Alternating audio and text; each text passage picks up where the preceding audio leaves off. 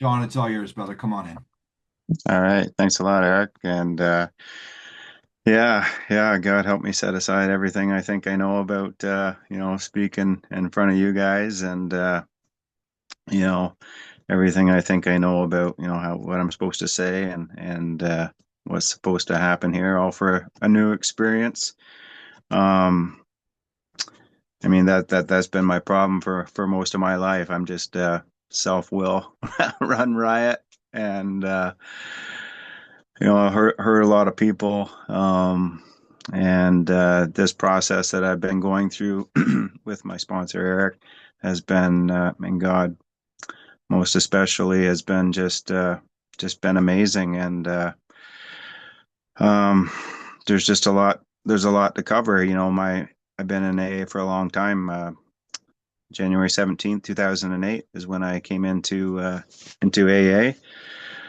And I'm just gonna yeah, kind of talk about, just prior to coming into AA a bit. I mean, I certainly qualify. I I I I didn't know that that I was a real alcoholic until I started going through this process with Eric and the BBA process. And I had said I was an alcoholic, and mostly just because I want to fit in.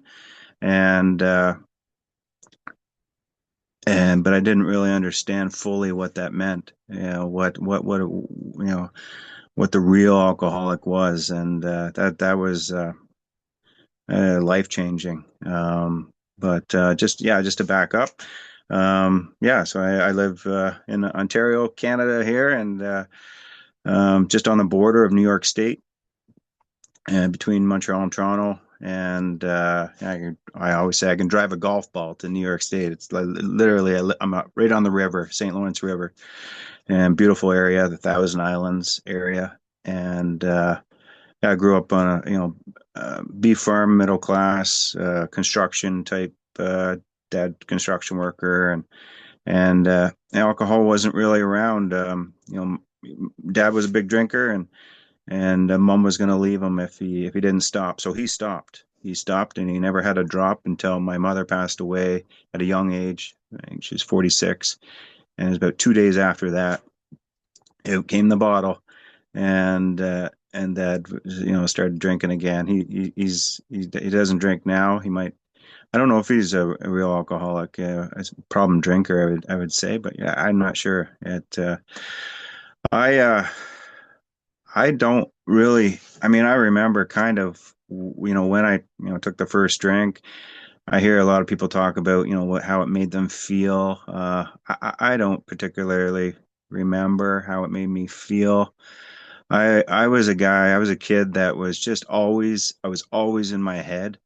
Always, I'd be mowing the lawn, push lawnmower, mowing the lawn, and just having a conversation with someone that I wanted to fight on the playground. And I was just always kind of role playing in my head on how it's going to work out and how I'm going to hit them. And there's times that I would go to bed and I'd be laying on the bed trying to go to sleep, and it's just my mind will not shut up, and I'll be just I'll get in a fight with somebody, and I'll be laying in bed. I'll be just thinking about it, and then all of a sudden my fist would come up, and I'm laying in bed. The guy's not even near me. I mean, this is at night, when I'm supposed to be sleeping, and I just couldn't shut this thing off. This brain, this mind, and what alcohol did for me, man, was I could just chill. I could be, I could, I was, I could just, I could be, I wasn't a violent drunk, but I could be. Usually, if a guy, you know, get in a fight with a guy, I could go that way, but I was a chill kind of guy, when I was drinking it, and it gave me, courage to talk to the girls at the bar.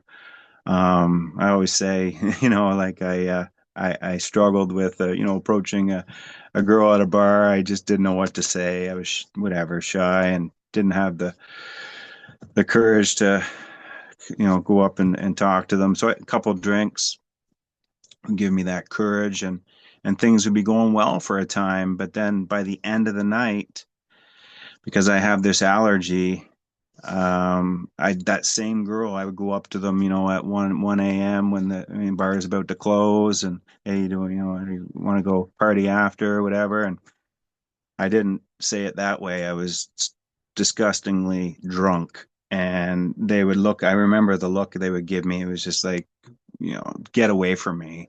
I would just always overshot the mark, and from the get go, I just I don't. I think I remember once that I was able to have one or two drinks, and but other than that, it was always overshot the mark. I just was insanely drunk um, every other time, and I had trouble.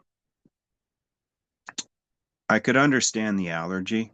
I could understand that when I drink, I just can't stop. I just the difficult part with me until I went through this process the BBA way is I couldn't. I thought I chose to drink. I thought I heard a lot of stories in AA that they just they didn't they just started drinking. They don't know why. I in my mind I thought no, I chose to drink every single. I chose to drink, and that's not true. It was something that for many years in AA I just thought that was I chose to drink, that I had power whether I was going to drink or not drink, and that simply isn't the case. And it was pointed out to me because I've done insanely tragic things while drinking. I was a hockey player, and I remember one time it was a playoff game. Went to a buddy's house. It was a big playoff game, and he's like, Shawn, do you want a beer? I said, yeah, I'll have a beer. It's just a couple hours before the game, and the allergy kicks in. I drink. I was probably 16 years old. Drank 4 or 5 beer. I'm not a big guy, so 5 or 6 beers, I'm feeling pretty good. I got to go to the game, and I get dressed, go out in the ice, and start playing the game, and then I get in a fight. And I'm drunk. I don't even. It's crazy. I've never. It's the first time I ever played hockey while drinking, but I couldn't even perform. And got in a fight, got kicked out of the game, and the spectators were taunting me. So I get kicked out. I go in the dressing room, take my skates off, and then I go up in the stands, and I attempt to hit this guy over the head with my hockey stick, and just out of rage, and I got suspended for half the season the following year. Um, you would think that would I would clue in that maybe alcohol is a problem. I can't tell you how many times I've drank and drove, and I would go to I would go to I go down to the downtown during high school on lunch hour and go to the restaurant and drink there in high school and come back to class just loaded, and there's just many times that I've done. I've one of my best friends I knocked out at a party. Like, I just cranked. I thought I killed him, and it's just I've done a lot of really insane, stupid things while drinking. Yet that's not the most insane thing. The most insane thing is, despite all of this stuff that I did, and there's more. There's countless of stories I could go through. The insane part is that I picked up I picked up a drink, and I thought that no, I thought that no, I chose. No, it had me, and when Eric and I were going through this process, I could I compared it to it's like I got a hit out on me. It's like I got this bullet that is meant for me. It's called alcohol, and you could hide it in mountains in Tibet, and some way, somewhere, somehow, someday, it's gonna get me, and there's nothing I can do about it. That's alcohol. That's alcoholism. That's what it means to me to be. I have no power. I have no choice. I am going to drink, period. And I just didn't know that. I didn't know that at all. I thought even in AA, I thought I chose to come into AA, and that's not the case. So just kind of fast forward there. I was just getting nowhere in life. I've been married twice. And alcohol was was always just more important than marriage. It was more important than my children. I have three children. I remember when their mother, we were going through the divorce, and they lived in another they wanted to move to another province, and the lawyers told me that, and my thoughts were, that's cool, that's fine, see ya. And so I was able to, the reason being, now that I look at this, is so I could party, so I could do what I wanted to do, and wouldn't have any responsibility. And so they did. They moved away, and I'd call them on the phone. I'd visit them once in a while, but I was not I was an absent father for many, many years. And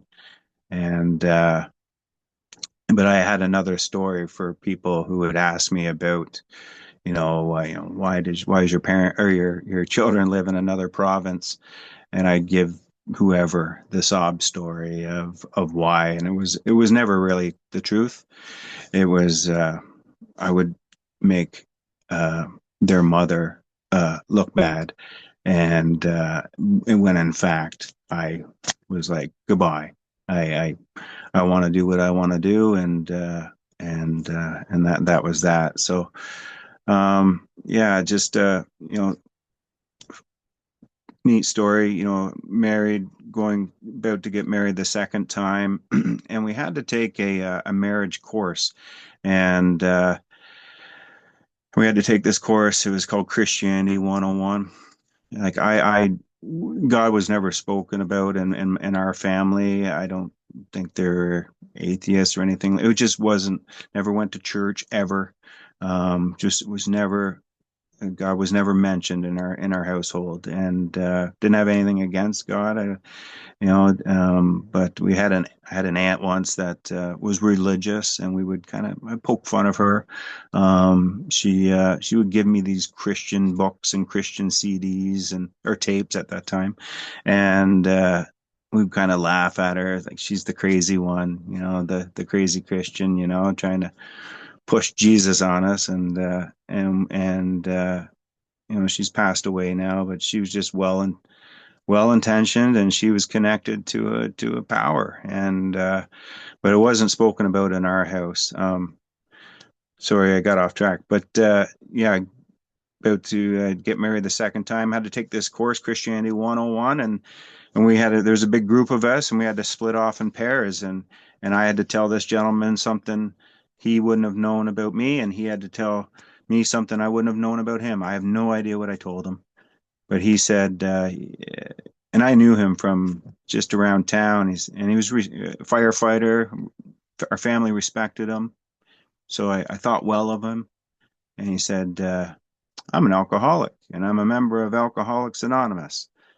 And I thought, shit, like I was drinking every day at that point. It progressed so much by the last 3 years prior to coming into AA. I was a daily drunk every day, every single day, and I'd work all day, but then come quitting time, I would drink all night, and that's a tough life. Um, but I said to him, "How do you know if you're an alcoholic?" And he just said, "If you can't go 2 or 3 days without drinking, you probably got a problem." And so I just filed that and filed that, went about my business, got married, and uh, and then I went to visit the kids. They were in another province in Newfoundland, and I saved up some money. I didn't have a lot of money, but I saved up money. I wanted to go there and spoil them and take them out for dinner and do nice things with them. And I didn't do any of that. I went there, but I stayed at their mother's house because I couldn't afford a hotel or anything like that. I stayed at their mother's house. I think I played with them but I drank the whole time. I drank and we didn't do anything. We didn't go out for dinner. We didn't, I just drank. I just could not stop at that point and came home just so disgusted. I wanted to be a good father, but just didn't have the power to. I just didn't have it, and then I was so disgusted with myself. I was drinking. I just didn't have the courage to end my life. I wanted to. I wanted to drink myself to death, and I remember, getting the bottle of whiskey and just taking my finger and putting it up and just getting it. I just couldn't get enough of it. I wanted to die. And I remember I smoked cigarettes then. I was out, I was having a drink outside and then I smoked outside and I just said, God, I need your help. I would, I can't do this. And this guy's Tom, his name came into my head, and I called him, and wasn't there, but his wife was, and she was a member of AA, and she said, "Well, Tom will call you tomorrow. He's just not in." So he did, and he took me to my first meeting on January. I guess it would be in 17th, yeah, 2008, and then the journey started. Um, and I went to my first meeting. It was really cool. I didn't know anything about AA. People were friendly. I bought the 12 and 12. Um, and I remember I took it home and I read it and I could identify with a lot of it. I really could, and it was great. And my journey of AA started. You know, and I'll kind of go always back and forth, but I heard things like just don't drink, go to meetings. It works if you work it, so work it if you're worth it. Like they would say these things. Just don't drink no matter what. And a lot of things I didn't honestly I don't think I heard much about the big book. I think was where we were was more 12 and 12 and the daily reflections. You read that thing every day, you're gonna be all right. Um, and these are good books, don't get me wrong, but my journey, um, I'm a real alcoholic, and man, by I say 3 to 6 months, my brain's going off again, and I don't know what to do. I am more crazy uh, in AA than when I was drinking. I because drinking I could just be. Drinking gave me that feeling of peace and calmness, and I could just yeah, the promises that they read, if you when I take a drink of alcohol before that, that's what those promises, came true for me, really, when I took a drink of alcohol. I mean, the dilemma, obviously, is that, I have this allergy. And even more so, I guess, when I stop drinking, when I'm abstinent, I'm crazy. I have this thing. uh, this unmanageability in my life, this untreated alcoholism, and by God's grace, I haven't had a drink, but it was not at all good. In AA, I was told just go to more meetings. So I did. I was going to meetings all the time, every day. And you know what? It for that hour, it was wonderful. And and a little bit maybe after, maybe for the next 2 hours, it was good. I could go home. I was calm. I was friendly. But then my thoughts come back, my emotions come back. I did not know how to handle any of the stuff that I cannot shut this thing off. And so at 6 months, I'm ready to check out. I was going to like I wanted to go into I was driving on the highway and going to I was in sales and I was going to a meeting and I just can't stop thinking. This is relentless. And and I was I was really debating on taking the car into a rock cut and just ending it. I can't do it. So, my wife at the time, she said, "Well, let's go to the doctor." So I go to the doctor and I explain my symptoms and they get me on these pills. And so I got on the pills um, and going to meetings, and for a time it seemed to work. And I'm not knocking medication at all, at all. This is only my experience. Um, and for many and many years, they were working. I was going to meetings. I was, I did I had a sponsor. He kind of took me through the steps through, I think there was a Wally P book I took, a yellow book. There was the 12 and 12. I went through the steps that way. I did Joe and Charlie stuff. I mean, whatever works for you, I guess. But I was the main message in AA that I was hearing was just more meetings. You just any you get people come back that they went out drinking. They said, "Well, I just stopped going to meetings." So I thought, well, okay, well, you just got to keep going to meetings. So I just go to meetings, and then and but my mind just would not shut up. And there's a period in my sobriety where I did not go to meetings, where I just stopped going to meetings. It I don't know why, but I just I wasn't getting any relief out of them. By that time, it was probably around year 6, and I stopped going to meetings for a couple of years, 2 or 3 years. And but I'm dabbling in different stuff. I'm not drinking, and but now I'm getting more involved in self-help books.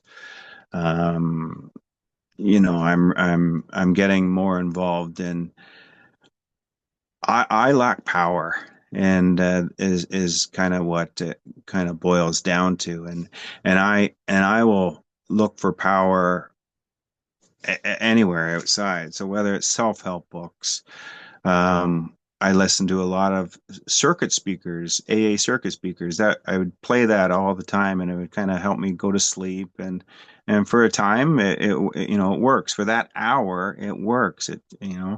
I would, and then I got kind of became workaholic. I worked I was in sales and and I thought, money would fix this. So I had tremendous success as a salesperson, um, and until it doesn't work. I was a commission salesperson. I can remember getting a commission check for about 80 grand, and 2 days later, I want to end my life. Like this is not working. This is not working. I'd buy toys. I'd buy a boat. I'd buy a truck. I'd buy a side by side. I'd buy a four. Like I just whatever, and nothing is working. I did get back to meetings, and for temporarily the meetings help. Um, but the for me the meetings are not enough, and I've learned that like through this process, I'm reaching for everything. I'm looking for. I have this hole within me that alcohol had filled at one point, and it's not there, and I have this hole within me, and I don't know how to fill it. Um, so I'm reaching for everything, and you know, little by little, that relationship ended. Um, I've just been a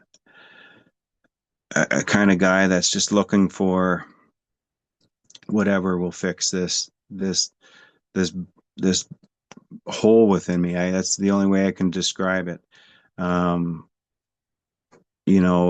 I've had so many jobs in my life. It's embarrassing actually. I've had over 50 jobs.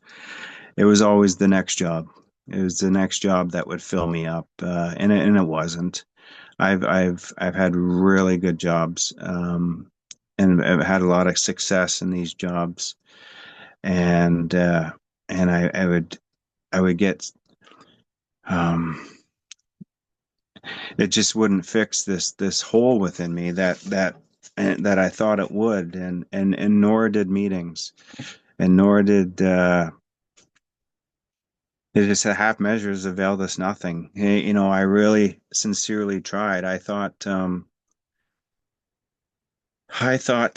I could I thought I could think my way better.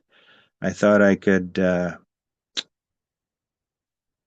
and by that time I know about the big book. I know about the spiritual experience.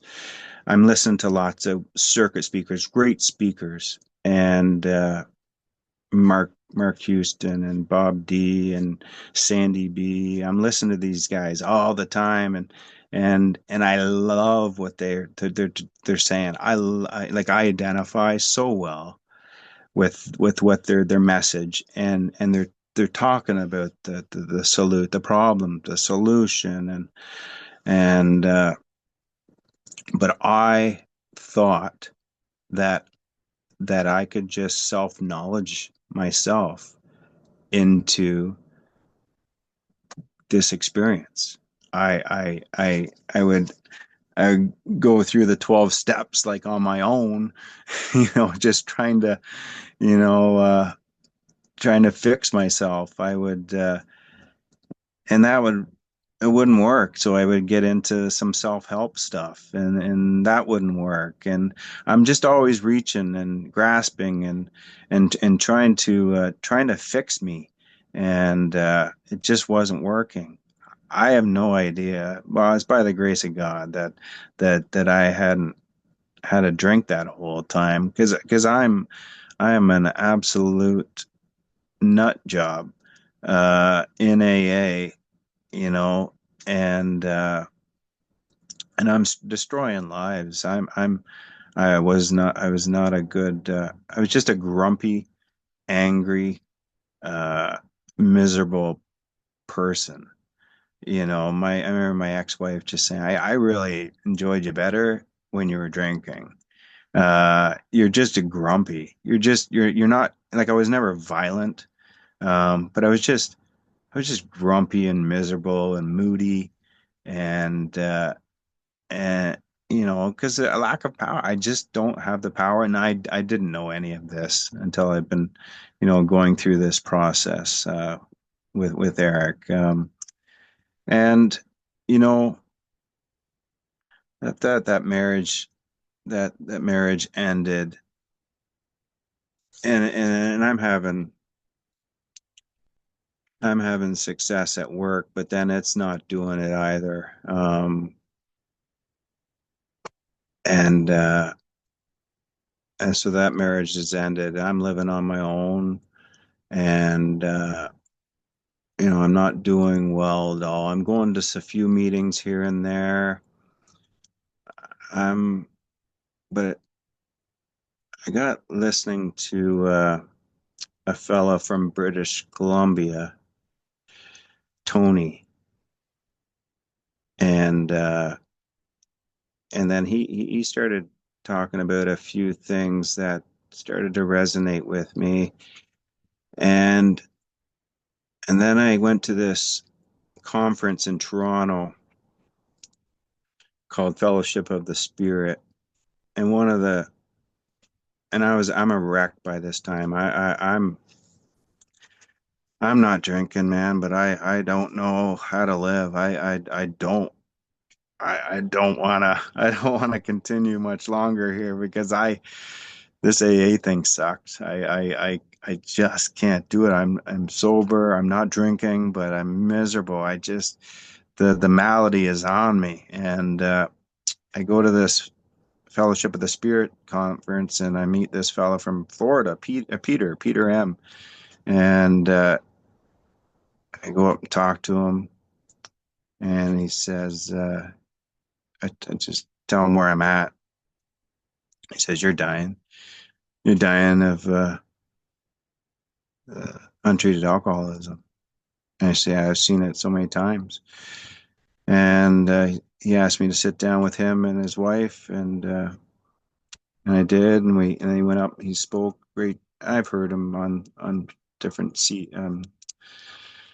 audio on the internet, I guess, and he speaks a lot. But it was good. It was nice, and then this thus began my journey. I He said, you got to get involved with a group that is focused on the big book and the solution. And I was never a Zoom meeting guy. I tried it a little bit during COVID, and but I was not. I didn't have anything against it, but I'm desperate here. I'm not doing well. I do not want to be around, and but yet I do, right? And so what a predicament. And so I get on to this. I just randomly looked for a. You can type it in. You can narrow your search to a big book meeting. So I go to this. I believe it was a Tuesday.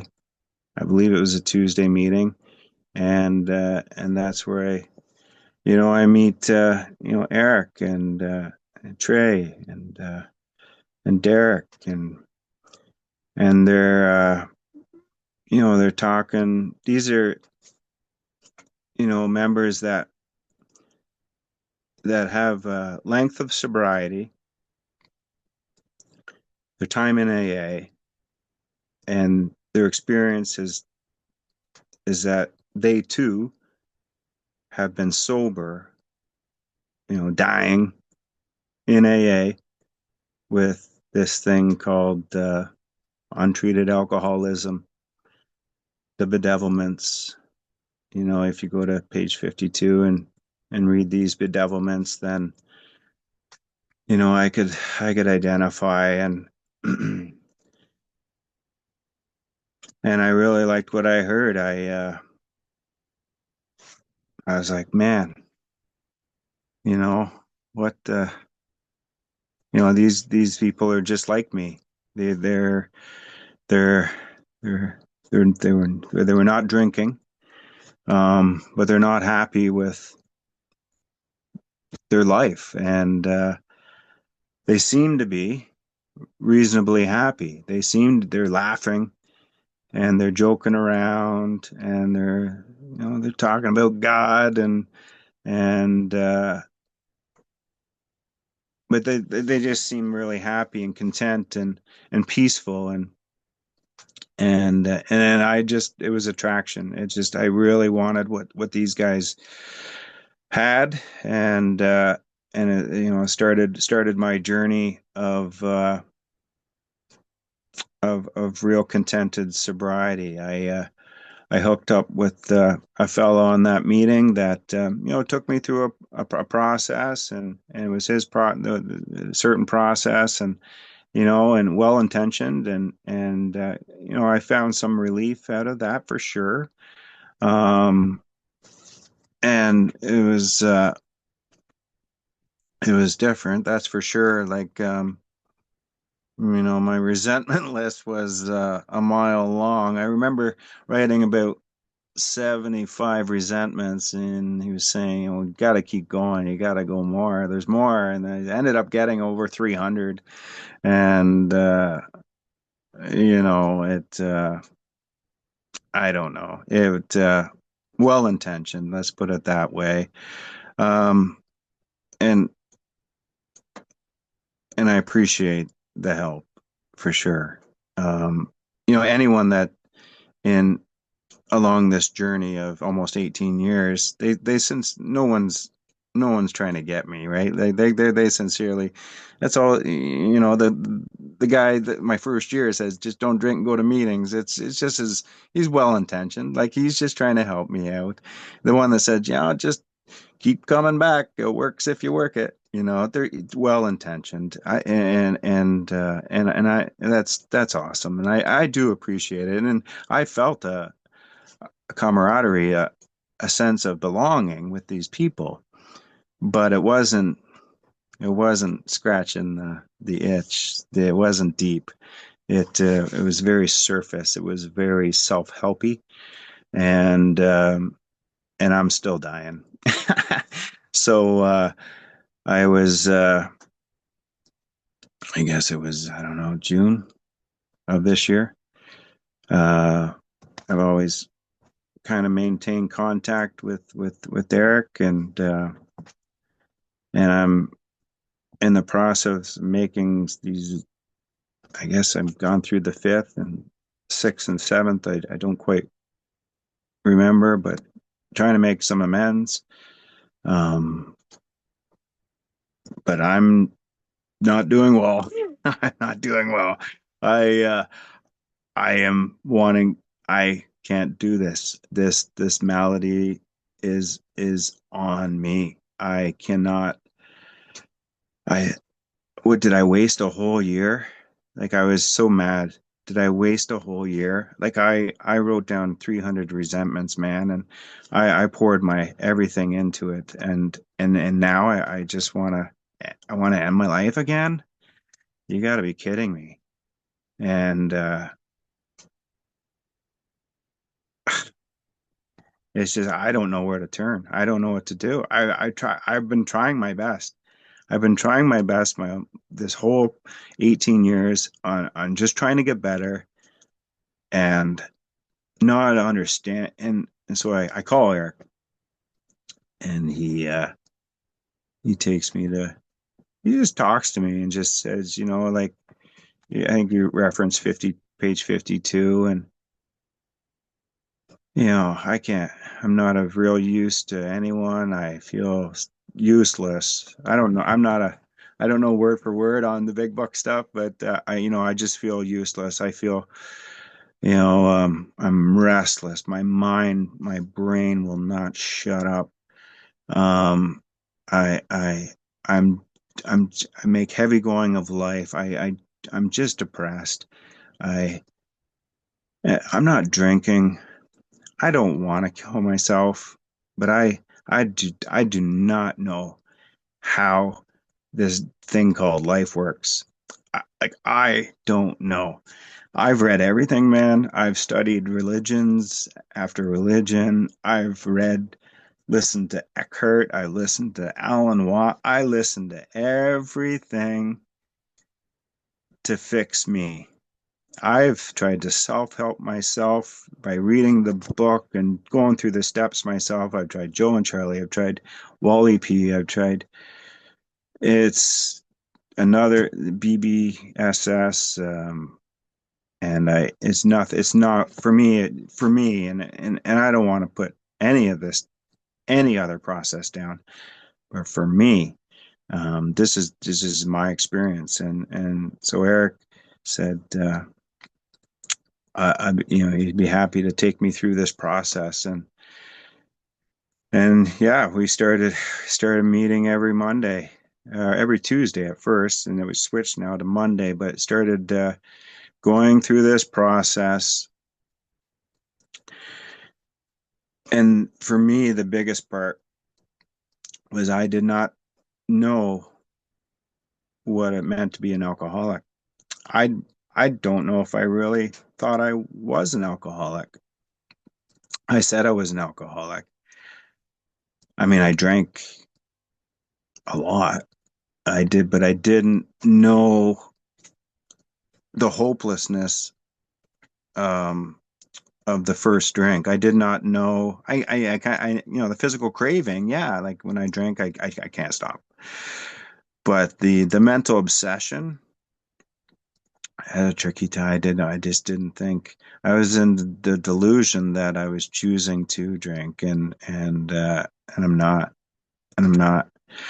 So I'm screwed. I when I drink, I can't stop. When I'm not drinking, I'm gonna drink. and and this inner unmanageability, me trying to fix me, trying to run the show, um, is producing just mass confusion and chaos. And I'm, of course, like I'm, I'm gonna pick. It's just my. It's gonna eventually, somewhere, some way, somehow, someday, the bullet's gonna hit me. It's gonna get me. And there's nothing I can do about it. I can't think it through. I can't. Meetings are not going to help it.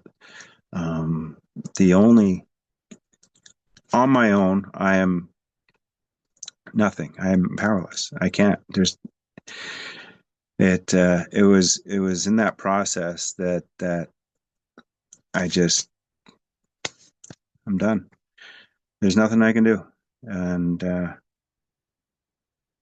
damn well better be a God, because because I can't do this, and and then that it's just I need to come to believe in a that a power can take care of it all, and and that began the journey um, of seeking this power. Um, Simply, lack of power has been my dilemma. I have God's there. I've not. I didn't. I don't believe I consciously said, I don't want God in my life, but perhaps I did. I just through circumstances and growing up and trying to manage my life. I've shut God this power out, and um, he's always been there, and it's this has been a process of finding out not not who I am really, that who I'm not. I love the page on the actor. I was very much I am the actor. I just want what I want when I want it. And I try to manage and control and manipulate and get my little feelers out. And when things don't, I just trying to, the actor trying to direct the show. And, and it produces this chaos, this unmanageability, this restlessness. And, and then I seek relief. I seek relief to just to, to make it feel better. And, prior to AA, it was the alcohol, right? And, but even in AA, it was, I'd feel a little better by any outside little thing that could make me feel just a little bit better. um, would temporarily be okay, but it just never lasted. God is the only thing that will last. I need this access to power. So I was, through this process, and I'm still going through it. I'm going through it. I'll always be kind of going through it. I suppose. I don't know. I set aside everything I think I know about this process. I don't try to jump ahead. I'm just I'm at where I'm at, and more will be revealed. Um, but yeah, it's been very eye opening. But for me, the biggest was to discover that I'm a real alcoholic. I'm a real alcoholic. I I didn't know that, and because I know I'm pooched. I have no. There's nothing I can do about this. The one I can either go on, one way or the other. I can try to self help myself all I want, or I can accept, the spiritual help. And this big book, this this program of recovery is exactly that. It's a process to discover, to gain access to this power, which I need. I have to have it. I'm a dead man without it, and I just have to have it. Um, and because I'm a hopeless alcoholic, and and that was took a lot of years to find this out. Almost 18 years. It's crazy. And why I didn't get it, or I don't know. It's all good. It's just my story. It's my experience, my story, and I hope I've helped somebody who maybe I don't know who I've. Anyway, it's not my business to know. Um, I, uh, yeah, suggestion is to get into this book, to go through this process. With someone who has had an experience with this process, like my buddy Eric, and get free. And that's all I ever wanted, is to have this. And now I have contentment. I have more peace of mind and serenity, and I can just be. I can just be, and it's a beautiful life, and it's I haven't even scratched the surface. I'm sure it just gets better. It really does. And yeah, I'm rambling. All right, I appreciate it, everyone, and God bless.